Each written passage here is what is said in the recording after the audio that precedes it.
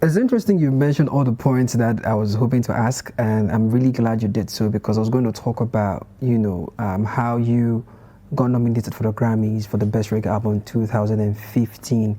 Now, with all the things that you've said right now, do you think it's the reason why some of our works, and 5 years on, 2025 years on, we've still not had a Ghanaian after you being nominated in any of the categories whatsoever? You had for Best Reggae Album, that was your first nomination for the Grammy, which is huge. Yes. Do you think the factors you just mentioned are enough to devoid us of this opportunity, or there is something else that these young artists need to do? Is it the music? Captain Planet actually said, not to catch you back, Captain Planet actually said that the reason why we are not getting nominations for the Grammys is because when they put out their albums, Ghanaians trash talk the albums. I'm not too sure if that is I will factor. not, Captain Planet has his own view as to all of that, but from somebody who's been there, who's had opportunity of also speaking on committees, when it even comes to the Recording Academy, serving on committees, and fighting diligently for a lot of the stuff that is happening with African music right now in the academy is due to some of the work that some of us have been doing in the back in the scenes, in the back scenes of this, bringing, throw more light into the African music. Pushing more, even especially more of the new sounds, even the Afro beats and all of that kind of stuff being brought into the realm of what was world music, and even this year it's been changed from world music to global music, and without really listeners, even what one of the consultants on that whole transition, in terms of name and all of that. But first of all, I think that the institutional aspect is one thing, and then also we don't have something that I call a scene. By a scene, I mean that, you see, when you look at Nigeria, because Nigeria had record labels and all these structures and radio and government support and a number of, when you go to Nigerian radio, there's a huge support for Nigerian music. And it's been that way for a long time. But it wasn't Nigerian content that was, let's say, you say, oh, Juju music is Nigeria, so anybody that is making any innovation, we're not going to play because Juju music is our music forever and ever.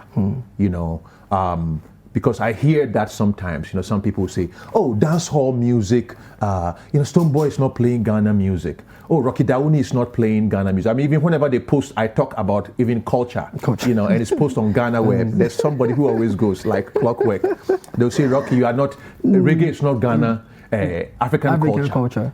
But meanwhile, reggae always pushed African culture. So whichever way it will come from, it's about African culture. So it doesn't mean that because I sing in reggae and I sing also in traditional music, I don't have the right as a Ghanaian to say that we should support our culture. All my words are one way or the other depreciated because I chose to add reggae to my genre. We have to see that artists are people who can take their culture, elements of their culture, also elements of their time, and be able to interpret those elements in a way that can resonate and communicate to people other than their own, to the rest of the world, to make it in a way that everybody can identify with that culture. That's what artists are. So artists are like, it's like alchemy. You bring different styles and that can you build, and whatever you feel, you kind of push it that way. So if our scene was in our radio was not like the same playlist, you hear it's like the same sound. Whenever it's like, okay, it's one style of this thing, you go, every radio you turn on is the same thing. I don't hear Walasi being played like widely on the radio. My music, I mean, obviously, I have had a long distance, but my music still struggles to get airplay here, and I don't complain about it, but obviously I've been able to figure out ways to extend my music beyond and not dependent on the local element too much, but I still need it. We all need it. We all need the support of our people. So the thing is that if we want to create the scene, then it has to be every aspect of the scene has to play a role in that. And we are poised You see, I'm using the word, we are poised to become probably the global center for music, period. Yes. If our radio, let's say I was nominated for a Grammy, and people still argue about how did you get there? How did you deserve the nomination? People still argue about that. The type of music, let's say I grew up, I was inspired by the Machide days. I was inspired by Ampedu, Kojo, like all these artists that I feel that also have that level of talent, but because of the scene, they got local acceptance and shall I say local success, but those were not able to translate that onto the global scene. And then sometimes too, the thing is that with my situation, it's very hard for me to talk for everybody because I recognize all of those things. That's and I knew that it would take just myself working hard and then innovating. I knew that my trick was not good. Since I was not Nigerian, I was not Ivorian to have the direction to France, Nigerian to have the critical mass. The only way I could distinguish myself was to innovate. So I used innovation as my tool to bring attention to my music. And the album that was nominated, Branches of the Same Tree, was a fusion of, it was not like a reggae album, it was a fusion of high life, Afro, soul and all of that stuff. It was a very eclectic music that spoke to the voting members. So although I did not have the support of an institution, I did not have all of those. So years of working, doing excellent works, my music now permeating American television, American film, video games, touring, having the opportunity to tour. All of those things contributed to all of a sudden, me being able to penetrate on that level. But it took me so many years to do that. If you have an institution, the learning curve is reduced. Easier. But when that wall was breached, that glass ceiling was totally kind of removed, it exposed Ghanaian music to Academy voting members to know that the musical power in Africa does not only lie in Nigeria or South Africa. Or the places that have the right institutions, or the French-speaking countries. Angelique Kidjo, from Benin, but she launched from France. When she launched, she had, record labels, everything behind her to do that. So you can't even compare the support that she got to somebody like me who has to carry on everything. But we still were able to find pathways to success, although it took us longer. So all I'm saying is that now the Academy is aware of our music. I know that there were a lot of Ghanaian records this year that were in consideration. A lot of them. Do you want to open the can of worms on that for us? No. I'm not going to open the can of worms because I'm a voting member and I saw a lot of Ghanaian albums. So there were Ghanaian albums submitted. Ghanaian albums were. So how did we not make? Well, the thing is, you have to understand that the Academy is like thousands of music aficionados around the world. So what we think that it's Grammy quality is not in our mind here, just because does not probably translate to somebody else.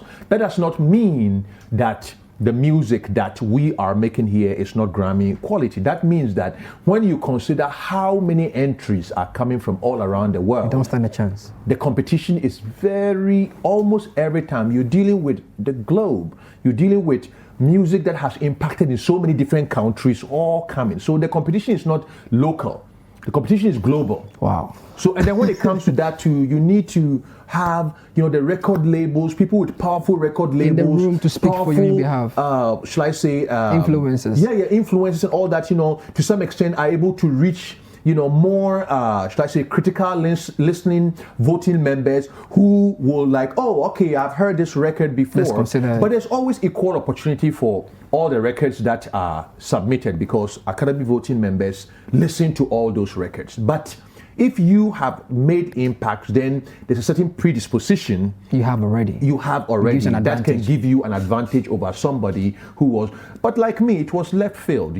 I just came in as a surprise. I want to put you on the spot because time is up. I want to talk about EP briefly, but I want to put you on the spot. If you look at the Ghanaian industry right now, yes, give me your top 3 artists you think, or shall I say, you can prophesy that. Oh, you're putting me in big trouble.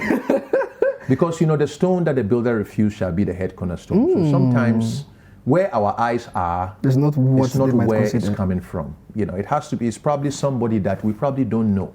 And by next year, they will come and scatter everything and scatter the. But industry experts believe that someone like Wiyala could be. Now you want me to name people. That's why I say you gave me 3 options. Yes, and 3 options. I can't name the artists that I feel can be able to in just 3 because okay, so you are talking out of experience because of what you've seen. Yeah, you might not even think someone like that might come through. It might be someone that we don't even pay attention to. First of all, anybody from Shatawale to Stone Boy to Samini to Walasi to all have a shot. To Wiyala, Medical. All these artists that even those are please, those are having mentioned. Please don't take it against me because I can't mention.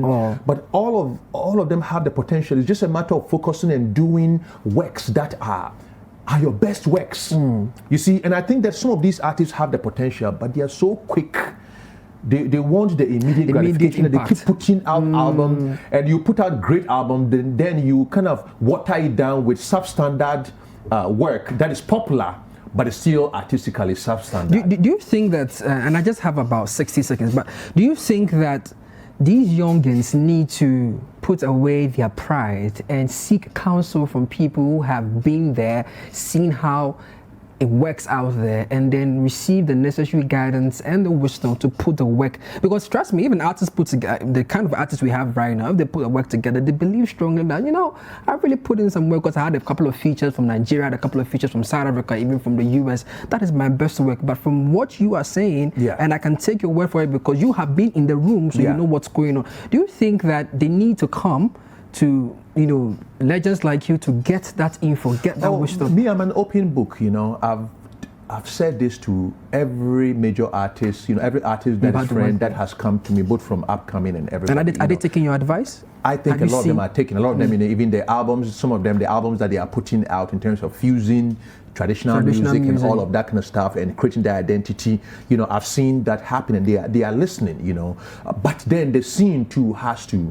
We don't wait for somebody to go out there, then you jump and follow him, and then and then once they are successful, then you're like, oh, these are the 3, and then when those 3 kind of win and the new ones come, then you jump again to it. So it's like the industry is playing reaction. They are reacting to what is going on in the industry rather than the industry become the incubator for all of Ghana music. Support Rocky, support Walasi, support Shatawale, support Samini, support Stone Boy, support Kelvin Boy, support Wiyala, support all these artists that are out there putting, and let's call it an industry, and let's all work together, because in the long run, when even I was nominated for the Grammy, it wasn't to my glory, it was to the glory of my own country. So we some of these things, some people might think that is self-serving. I've never done anything that self-serves me. Also, I don't think I would have gotten that far in terms of my music, because I believe that God gives us these talent so that we can use that to the service of our nation and our nation. All right, so Uncle Rocky, this is your camera. Yes. In a minute, I want you to tell us briefly about your EP, and then introduce your latest video to those who are watching right now. So that's your camera. Well, to all my people in Ghana, everybody listening, everybody watching, my new EP is called Voice of Bumbong. Bumbong is my hometown in the northern region where my older brother is chief. I try to use this EP to point to our roots, our indigenous roots, as important to all of us. And we just released the first video from the album. It's a song called Ghost Town. And it's a song that is dealing with the current situation around the world. Everybody's somehow being affected by it one way or the other. But we know that collectively, if we keep elevating and connecting to each other and moving and pushing each other up together, then we were going to be able to circumvent it. So Ghost Town, for everybody who's watching, God bless us all.